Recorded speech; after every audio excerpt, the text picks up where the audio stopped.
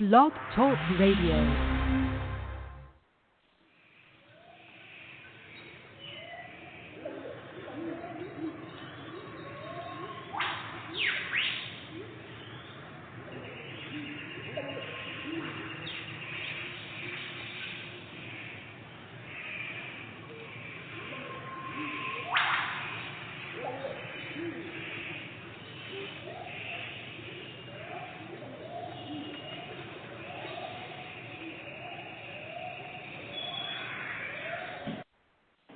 Hello, everyone. I'd like to welcome all of you back to Ohio Exopolitics. This is your host, Mark Snyder, calling in on the phone again. Unfortunately, I didn't try the Skype thing again since it wasn't working yesterday. I thought I would just jump to what I knew was available and working. You know, I have a lot to cover today, and this contact Report 229 is pretty huge, and it's it's something you could spend weeks on. So I'm just going to dive in here, I think. And if anyone's new or listens to this show for the first time, you might be a little bit lost for a while. I'll try to bring things back together. This is one of the contact reports. Edward Albert Meyer is a contactee from Switzerland. He has had contact with extraterrestrial humans that look very much like us since 1945. This contact is with a man named Quetzal, and Quetzal is going to talk a little bit about the Nazca lines in Peru. Billy has some questions about that, some follow-up questions. They both had discussed this topic earlier in March of 1987 in Contact Report 216. So we're picking back up with the Nazca lines, and Quetzal says, I'd like to explain a few things. Each one of the scraped pictures was portrayed by a non-interrupted continuing line. For their construction, drawing patterns were used, which were transferred and enlarged into the ground until the desired size was reached, with ropes that were attached to standing poles that were held by people with revolving straps. An improvised circle was built which served to scrape the spots that had already been marked with tools. The light sediment layer under the desert surface was uncovered, and these were symbolizing gods that were revered by the Nazcans in those times. At the same time, the scraped pictures were also astronomical calendar and huge astronomical garden. They were both, because the figures portrayed portrayals of gods who, according to the Nazca people's belief, were seen in star pictures.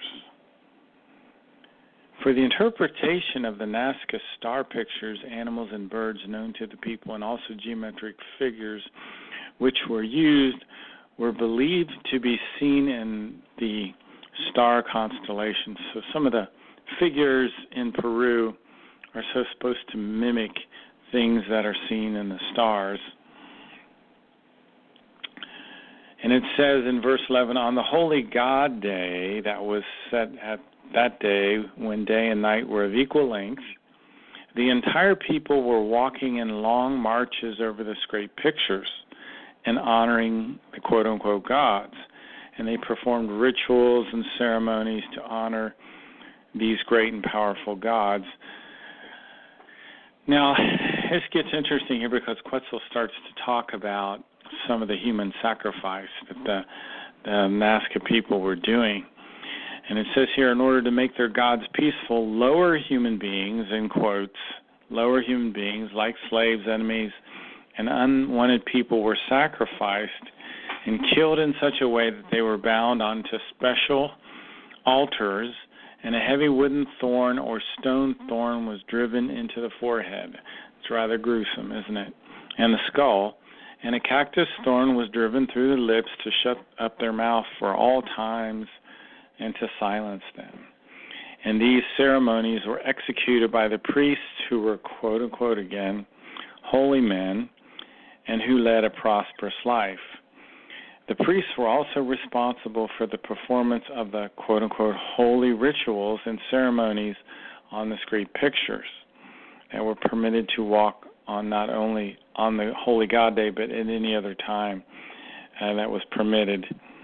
Anyway, this is a brief overview. I'm just giving a brief overview of the Nasca lines. Another interesting thing that Quetzal brought out is the Nascans had very high skulls, and the skull, it says, was artificially produced. These skull shapes, the skull form was artificially produced. As long as the skull was still formable, it was restricted and bound with grinded metallic, stony, and wooden plates, forcibly leading to a skull of long form and resulting in an oblong deformation. And then there's also very large skulls in other places in South America, some of which appear to be larger than what you would consider typical human skulls. But certainly the Mayan material says the Nascans also intentionally elongated their skulls. And it goes on here to talk about the Mayans a little bit and the Mayan culture and some of the things that happened during the Mayan culture. And there were 3 great drought periods during the Mayan culture. Now, back in the year 754 was one of the big ones. One of the droughts lasted 10 years. And during these droughts, the Mayans actually would sometimes eat old people and children to last through these droughts. Pretty strange and bizarre things. The contact continues, and Billy and Quetzal are talking a little bit about methane gas, which is stored in the sea. And Billy mentions that these enormous clouds of gas bubbles can detach from the seabed. In the Bermuda Triangle, these gas bubbles rise up to the surface. They form whirlpools into which ships will sink and be lost. And if the gas clouds of methane ascend over the sea and fly into airplanes, then the methane gas becomes ignited by the engines of those airplanes, whereby tremendous explosions occur and to tear the planes into their smallest pieces. So that's some of what's going on at what they call the Devil's Triangle, so to speak. Quetzal and Billy talk a little bit about lightning and what happens during lightning. And I didn't want to get into that too much. Well, here's something that kind of relates a little more to what you might call the overall picture with the Meyer material. The Meyer material states that Edward Albert Meyer's spirit form has been on the earth a while, and it's been here as other personalities and other prophets. In February 3rd of 9308 BC, a man named Henoch was born. That's one of the earlier personalities of Edward Albert Meyer. Jeremiah was born on February 9th, 662 BC. Jezaiah, who we call Isaiah, was born around 772 BC. Eliah was 891 BC. It's interesting, these prophets are always born in February, and usually the first week. It says here that Eliah, who we call Elijah today, was flown to Srinagar, Kashmir in India on a beam ship. And usually it's interesting, the times of these births are very similar as well. Jeremiah was born 11:23 a.m. Josiah 10:44 a.m., Eli at 11:02 a.m., Henoch at 11:01 a.m. Quetzal is doing the talking here, and he continues to tell Billy a little more about these prophets. And this contact 229 that I'm speaking about, I believe that we will be talking about the prophecies of Jeremiah. Let me read this little section here. Jeremiah and I think Isaiah, these are actually predictions. When the prophet of the new time spreads his teaching in the new time, the time of the great transformation has begun. It will start in the second millennium and lead into the third millennium after the birth of the prophet Emmanuel. And when the second millennium ends and the third has begun, human beings will be blinded by gold and material values to such an extent that they will be counting silver coins in all countries everywhere. And the human beings look up at the stars in the sky at night. They will see only gemstones.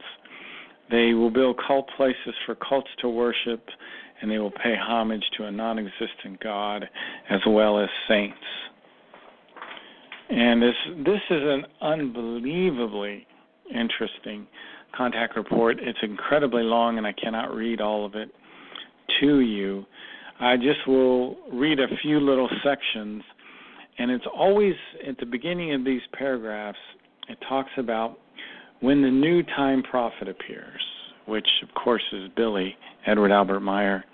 And it says, when the new time prophet appears, the unreasonableness of human beings will become rampant in such a manner through the procreation of descendants that the earth, the sky, the oceans, the forests, the prairies, and the deserts, as well as the mountainous regions, will be populated to such an extent that no human being is able to take one step unnoticed. So I guess we're going to continue with the terrible trend of overpopulation that we have, unfortunately. I'll skip to another paragraph here. It says, at the time of the prophet of the new time, the human being will fall victim to various god cults and consequently will lose his inner freedom. The cults will become large groups of dealers which will be established and led by human beings who are self-appointed to be godlike. But in truth, they are only dealers of lies and frauds and illusions, and instill their dangerous and deceptive poison into the human being, whereby he becomes a believer of the unreal and becomes dependent on it. However, in the end, the poison is extremely dangerous, for it destroys the thoughts and the feelings whereby the human being becomes indifferent and callous towards himself as well as towards his fellow human beings. And those who mingle this poison with their thoughts and feelings to the point of fanaticism, they will get to be like wild beasts. They will threaten their fellow human beings, kill, rape, and rob them, or blackmail and torture them. And we're seeing this trend already today in extreme Muslim belief, extreme Islam. Therefore, this kind of human being will degenerate into the worst form of inhumanity to such an extent that life for all the human beings will turn into a daily experience of never-ending horror. This is an extremely long contact. It goes on, and it's extremely interesting. I recommend anyone to go out to the Future Mankind site and look up Contact Report 229 and read it in sections. It's probably a little too much to try to absorb all at one time. At least I think it is, anyway. When the prophet of the new time begins, again, I'm skipping around a little bit, human beings will no longer search for the truth and no longer judge according to the truth. For influenced by the laws and beliefs of the God cults, They will only judge according to their own blood and their belief. Human beings will no longer listen to the complaints of the old people or the crying of the suffering children. Old people, women, and children will be disrespected. The old ones will be hidden in the houses for the aged, and women and children will be abused and driven into whoring, and nobody will be there to protect them, neither from slave drivers and pimps, nor from the legions of soldiers, nor from the terror fanatics who will attack them. And it goes on like this for pages and pages. It actually, though, it ends very well. So this whole time that's described in Contact Report 229 is the time that we're in now. It's called the third millennium. Billy talks about it. Spoth told Billy about it. We're just now getting into this time. Hopefully we can do some things to mitigate the intensity of it all. Again, this is page 18. We jump a little bit ahead. When the prophet of the new time is born, artificial materials invented by human beings will reach the air and destroy its upper layers. Therefore, the sun will burn the earth and afflict human beings with a black corrosion, causing many to die. The air will no longer be able to protect the earth and its life from the sun's heat and fire, for the air will be a curtain. The air will be a curtain of holes. Thus the sun's burning light will consume the human being's skin and eyes, and consequently they will lose their eyesight or die. Lakes and oceans will bubble and foam like boiling water, and rivers will dry up, and the cities will be buried. We're starting to see the problems with the ozone now. And I'm going to skip ahead again. There's a lot here. When the millennium, in which the new time prophet draws to an end, and when 800 years pass after his death, the human beings will have come so far to open their eyes and ears. Okay, now this is the good ending. And the ending here is pretty detailed and goes on for pages, but I'll just read a little of it. The human beings will have come so far to open their eyes and ears that they will be capable of seeing and hearing. But this will be because of the power of the prophet's word will begin to take effect over centuries and will permeate the feelings and the thoughts as well as the reason of the human beings. It will be a very arduous work that the prophet and his loyal supporters will have to accomplish. However, their dedicated efforts will not fail to be successful. And slowly the human beings will free themselves from their God cults and turn toward the truth of the Spirit and the creation. Their heads will no longer be trapped in the delusional teaching of the God cults, and they have their eyes and ears open. Thus, they will be able to see and hear from one end of the earth to the other, and will be able to understand each other from now on. They will have become cognizant that each blow that strikes the fellow human being will hurt and injure him. Human beings will form a large community in which each one is a part. And it continues here and talks about a time when we will build these large ships. We'll be able to travel to other worlds, and a time when the earth will come back in terms of its ecosystem and be very beautiful again. And it's really worth reading Contact 229, and it deals with the predictions of the Meyer case as opposed to the prophecies, because usually we're dealing with potential futures, but this is what the Meyer case says is the for sure future that we will have.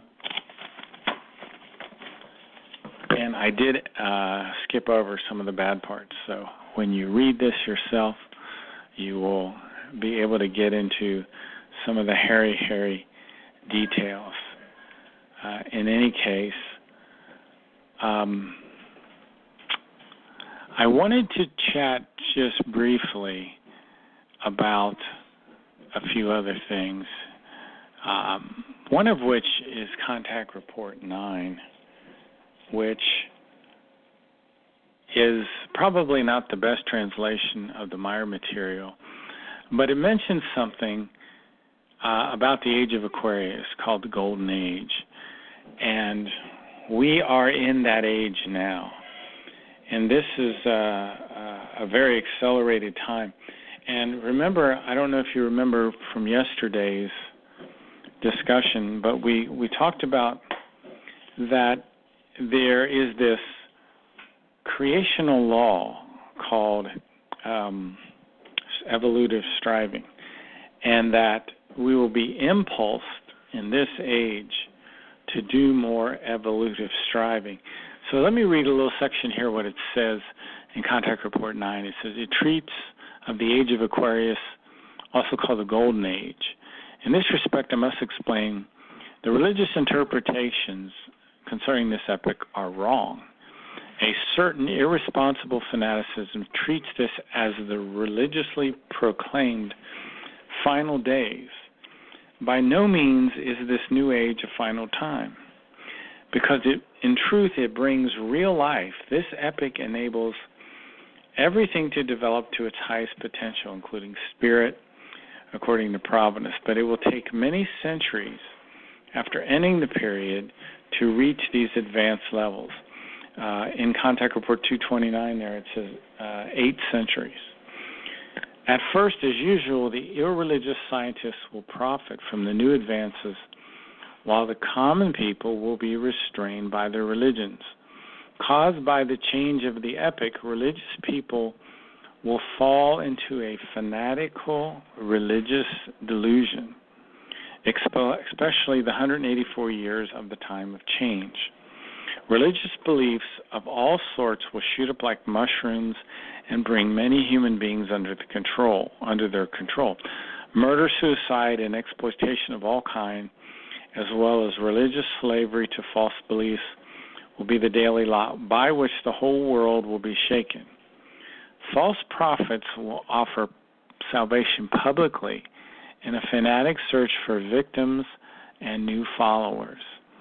In any case, the culmination of this new age is supposed to be in 2028, which is pretty darn close. Some of us may live to see that time. In any case,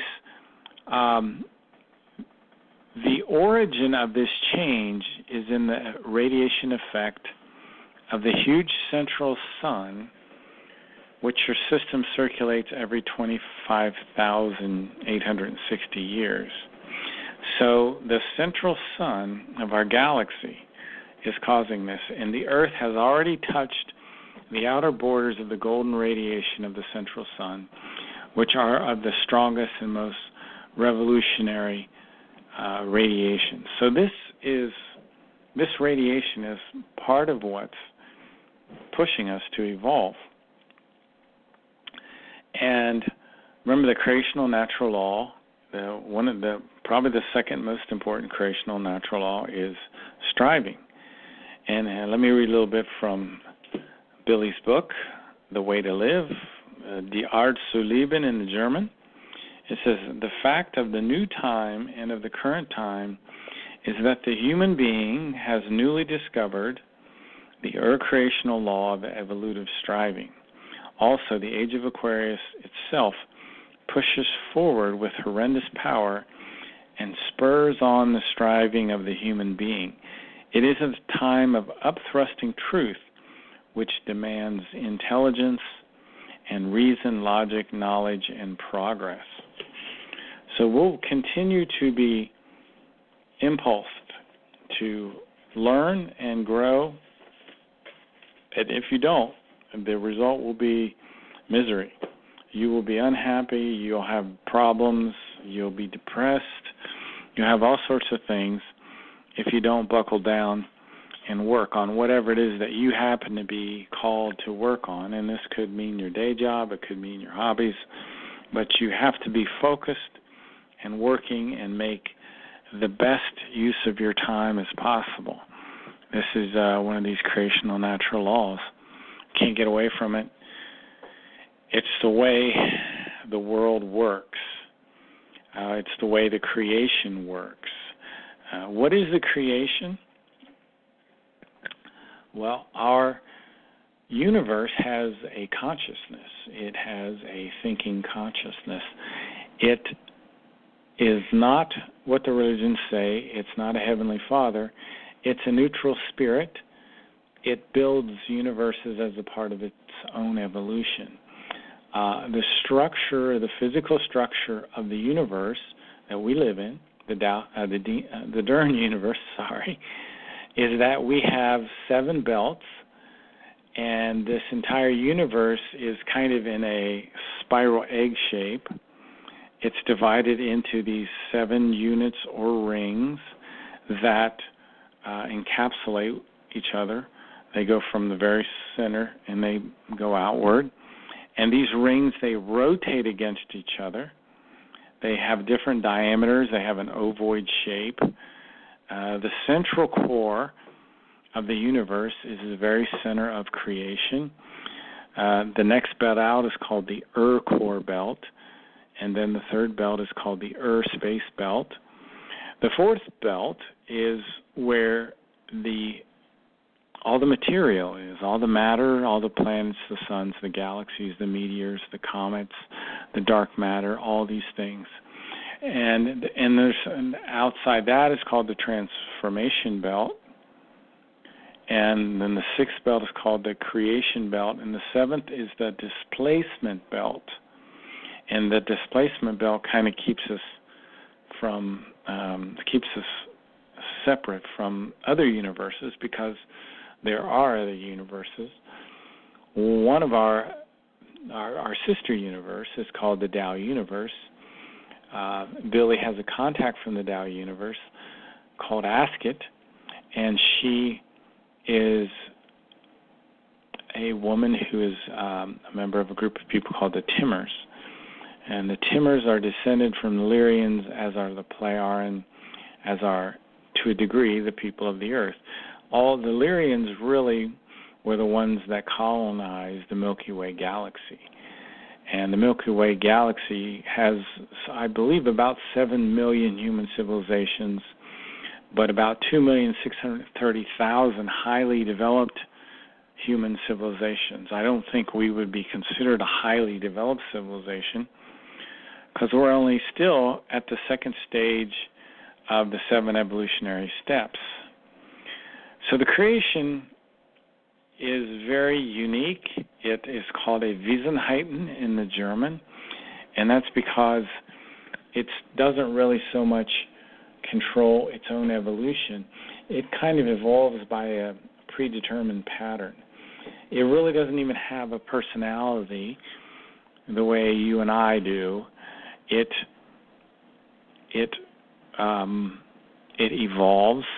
It evolves at a very slow rate by our standards. It takes hundreds of trillions of years to complete its expansion phase, and hundreds of trillions of years to complete what's called its contraction phase. Our universe is at the very beginning, first stage of its evolution, because it has a material belt. Most other universes that are more highly evolved have no material belt. This, to me, is very strange. I'm still trying to wrap my mind around that one. In this, I talked about the transformation belt,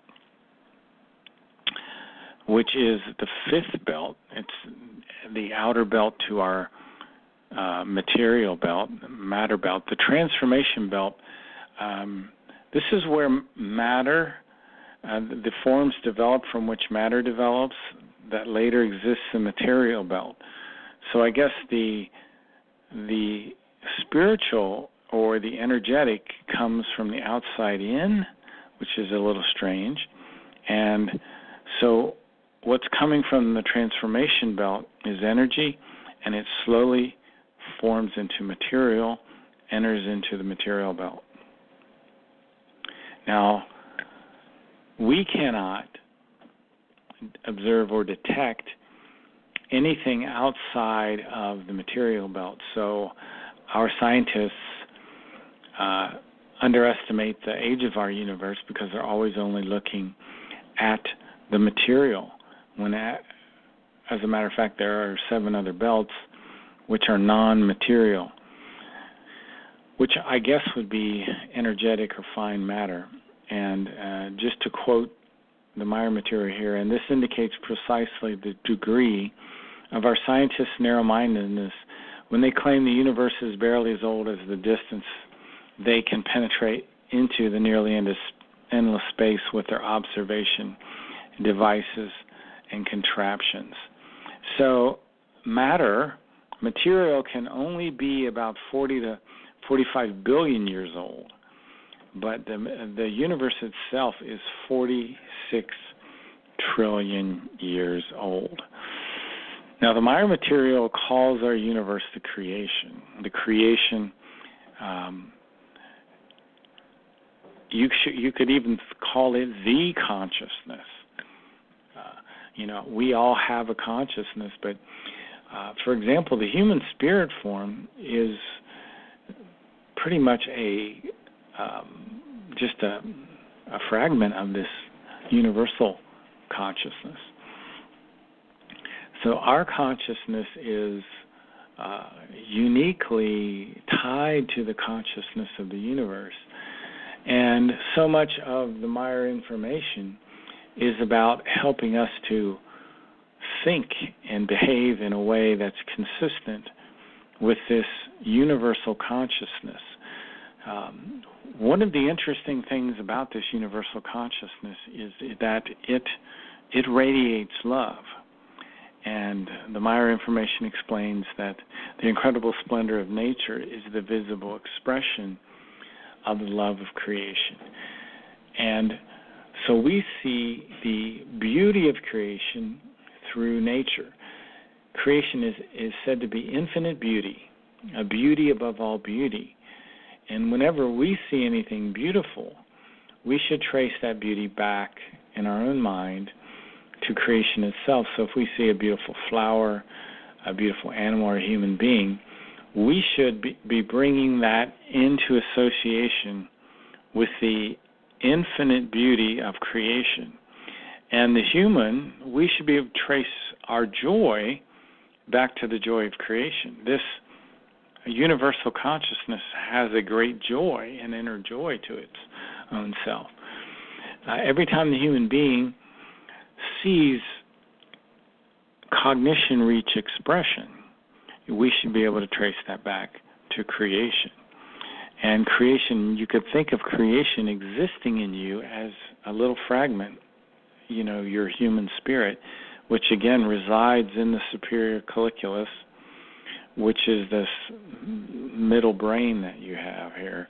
And it's the area associated with sight and your gaze. And knowledge of creation is supposed to be able to help us with our inner peace, our security, and to help us deal with wrong feelings.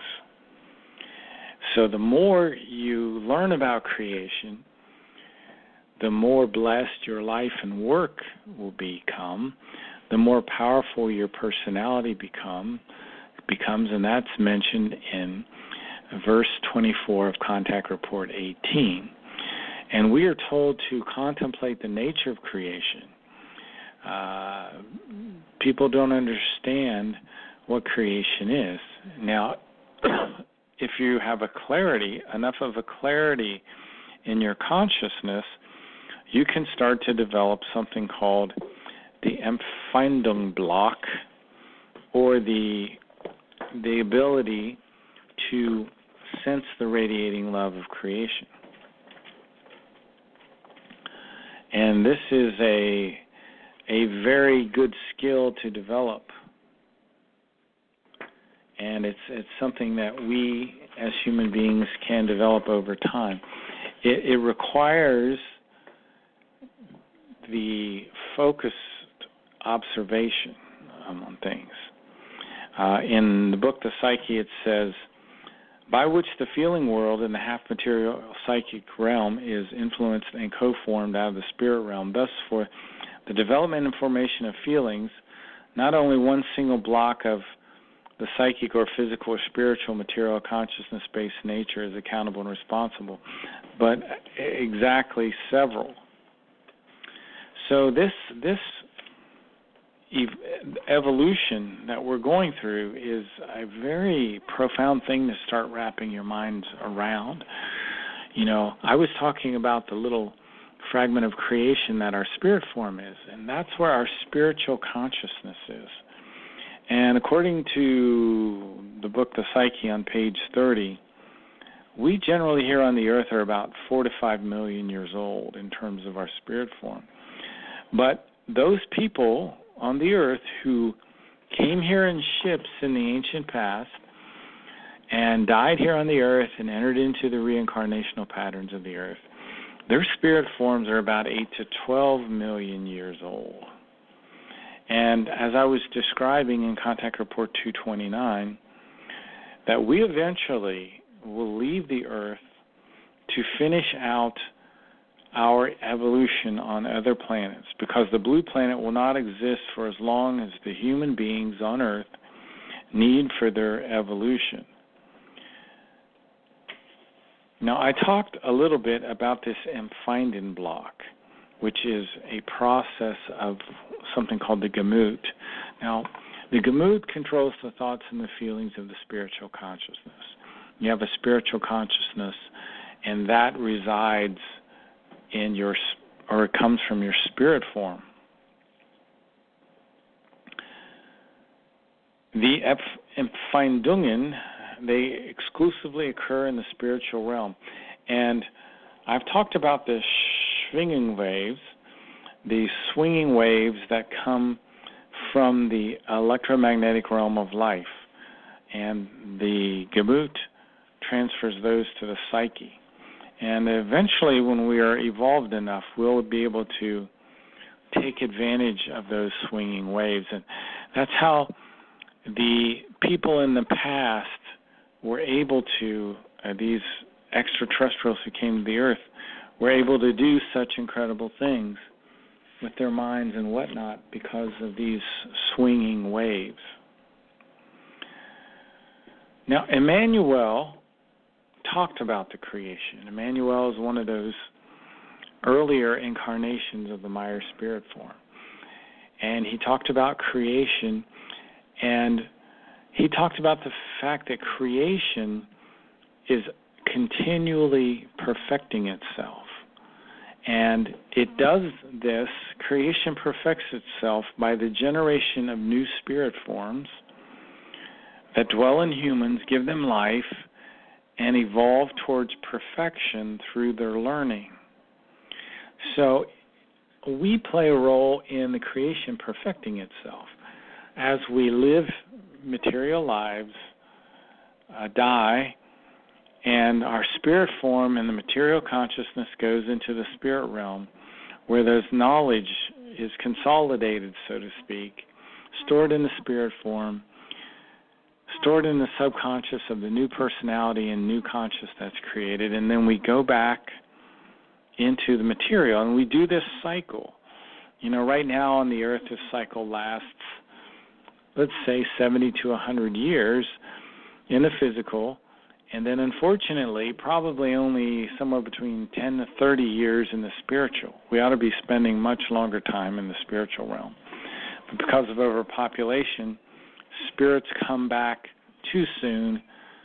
This causes problems in the development of the male personality. It also causes problems in terms of being independent of parents. So there are grave problems associated with overpopulation. A couple of weeks ago, I was, and I hope I can find this URL again. It kind of worries me now that maybe I didn't save off the URL.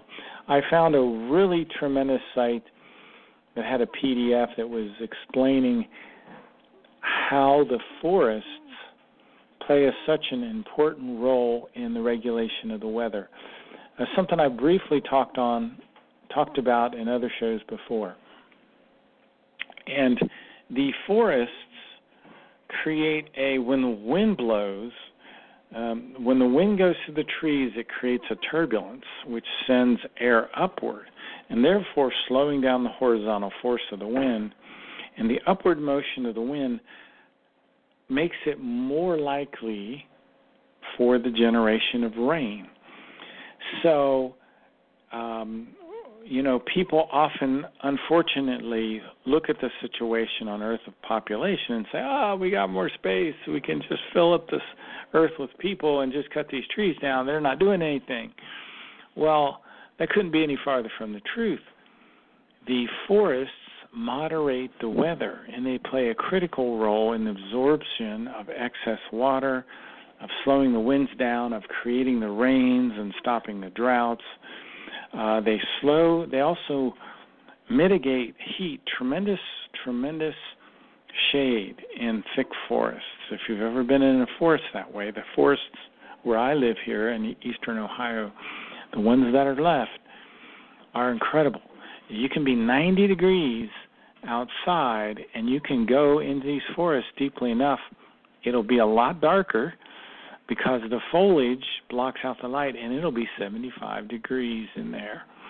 Well, this is the way the entire Earth should be blanketed with these gigantic forests. And if we had our population down to about 500 million, half a billion, or a billion, these forests could come back. Well, they will come back, but it'll take about 8 centuries, unfortunately. And during these next 8 centuries, we have some very, very difficult things to go through. And I touched on a few of those quickly at the beginning of the show. So in the meantime, you can probably do the best for you and for the earth and for people you know by learning as much of this material as you can, by sharing it with people, and continue to strive, continue to evolve, to learn as much as you can. On the side of Earth, in what is called the coarse mattered life, this is the learning period, and there's evolution associated with that. In the space on the other side is the life of the spiritual, and that's when the spirit form evolves, when it's absorbing and learning from the experiences of the material life. So the spirit form is preparing in the spiritual realm for the reincarnation into a new human body. And each time the new reincarnation takes place, a new consciousness and a new personality are formed in that spiritual realm. So when you reincarnate, you'll get a new personality. The wisdom of your previous personality will be in your subconscious. There's something in the spirit realm called the overall consciousness block. And the overall consciousness block is where your past material consciousness is dissolved and absorbed by the spirit form, and a new one is built up. Now, nothing is really lost, because in your lifetime, the universe has a way of storing in the storage banks all of your knowledge, all of your experiences, and you'll be impulsed by these storage banks when you go through your next life, as well as by your previous life's memories. Now, the material side and the spiritual side, they occupy the same space, but they are separated by 2 different dimensions. So we have the visible, palpable material plane and the invisible, impalpable spiritual plane. Therefore, there's 2 dimensions: the material plane, in which we have physical life, and the spiritual plane, and where the spirit form of the man, it kind of floats there after the death of the material body. It lives in the spiritual realm.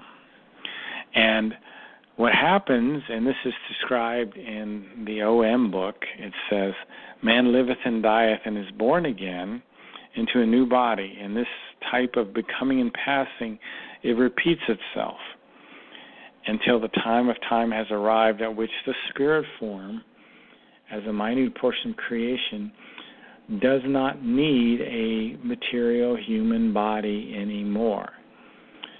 So, at some point, far, far into the future, we will not need a human body anymore. So the task of this spirit form that we have is to incarnate into a new body, and this spirit form leaves the body during the person's death to spend a certain amount of time in what's called the spheres of the beyond, and it has the task of absorbing all the accumulated knowledge from the past lives, and then it will enter back into the body of a fetus 21 days after the sperm fertilizes the egg. So, there are several kinds of different evolution that occurs here on the earth. If you think about your animals, your cats and your dogs, they have an instinct evolution. So they're honing their instincts. You see certain behaviors in animals which are instinctual. Like look at cats. They always go after prey. Birds and squirrels and rabbits and even insects they'll go after. It's just they're evolving their instincts. Now, plant forms have what's called an impulse evolution. So plants are impulsed by sunlight, and that's the way they evolve. It's all by impulses. There's also called microevolution, where the bacteria and the viruses, they evolve. Believe it or not, even sands and stones and crystals and gases and liquids evolve. It's a kind of energy evolution there. Now, the higher species of animals have an intelligence evolution as well. Apes, dolphins, horses, ravens, pigs, camels, beasts of prey, dogs, cats, they also evolve their intelligence. Now, that's not to be equated with the conscious evolution that we have here. And as our lives go on through these many, many years, eventually here on the earth, people will get into the third stage of evolution, the fourth stage of evolution, and then the fifth stage. And in the fifth stage, people will become Ishwish, it's called, JHWH or IHWH, which is ancient Lyrian for king of wisdom. And Ptah is considered an Ishwish. Pelagon, we've talked about Pelagon before. Jehovah, the God of the Old Testament. Just because you're an Ishwish doesn't always mean that you are knowledgeable in the spiritual as well. Atlant and Eris. Eris the barbarian was a king of wisdom, even though he was brutal. So that doesn't guarantee that you are a king of wisdom in terms of the spiritual learning. But I think generally an Ishwish will also be spiritual, but not always. These are human beings in the last stages of the human material essence, and before they're changing over into half-spiritual forms. And the JHWH, they're human beings like everybody else, but much higher in their consciousness and spiritual development. The ancient title of Ishwish or JHWH is millions of years old, and it was brought to the earth by the Lyrians. And, for the Hebrews, JHWH in accordance with their false understanding, was the unutterable name of God. And this is, you hear the term, the Tetragrammaton, and that's kind of equated with the JHWH. So a term that was falsely equated with God appeared, and these terms include JH, or Yahweh, Yahweh, Jehovah, Adonai, Elohim, Lord, all these. Now, what we've done, you see, the Maya material says these were people, human beings at this fifth stage of evolution. In our minds, we've equated that with the universal consciousness, which is the gigantic confusion of our religions today. Now, these JHWH would have earth humans who would be their helpers, as well as other humans, which are sometimes called watchers or angels. And another very unfortunate term is angel, because it has all of these connotations, when it just means nothing more than messenger. And these angels were generally just people, but at a higher level of evolution. That's all they were. Now, the Ishwishes, when they were on the earth, they were vulnerable to the lower thinking of the earth humans, and literally our insanity, so to speak, in our thinking, our vibration of ignorance could kill them, it says in the OM. And unfortunately, the earth humans would worship and adore these kings of wisdom. Although they were not the universal consciousness, they were not creation. So this is kind of what's gone on in our past. Ask It, Billy's second contact, had something to say about the Earth humanity's evolution, and that we were way too oriented on the technical. And we had a purely material understanding of things. And our evolution in terms of our spiritual consciousness was very disadvantaged. It was neglected. And because of that, all kinds of evil things have developed here on the earth, because we don't understand the creation. We don't understand of the oneness of the universe. And because of that, we are destroying all of nature, and we don't have a natural intuition about these things. In any case, let me read a little bit from the Omphale and Murado, which is called Life's Navel. It says, creation lived, thought, had feeling and sensitivity, mind and intelligence, and the ideal of life. It grew powerful and mighty in true love to expand and stretch itself. With its power, it changed its thoughts into ideas. It created space and time.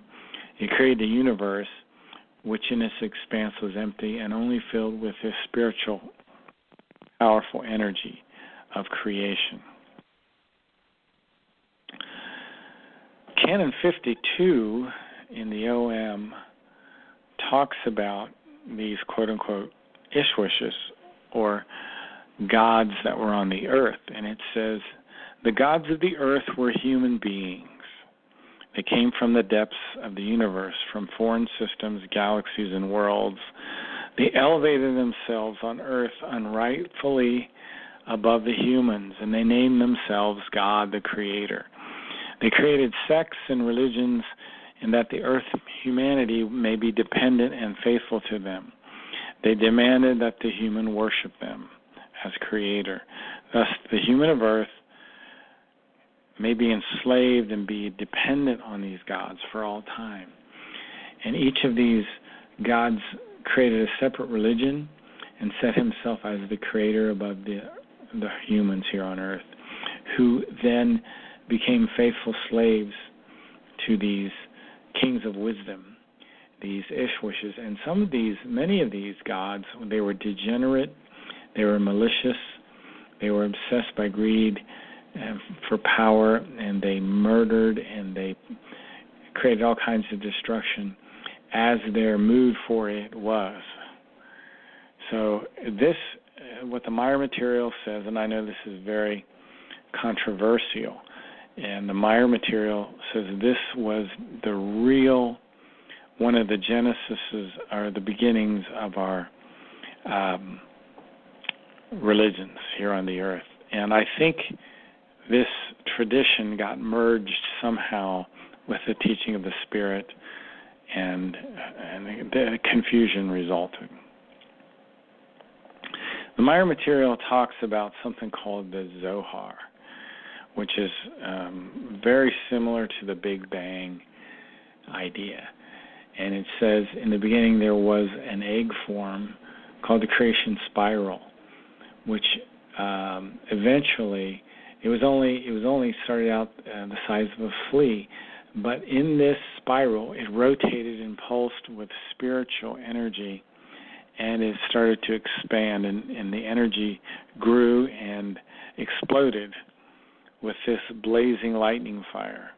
And the Zohar was the original emergence of our universe among the countless universes of absolute space.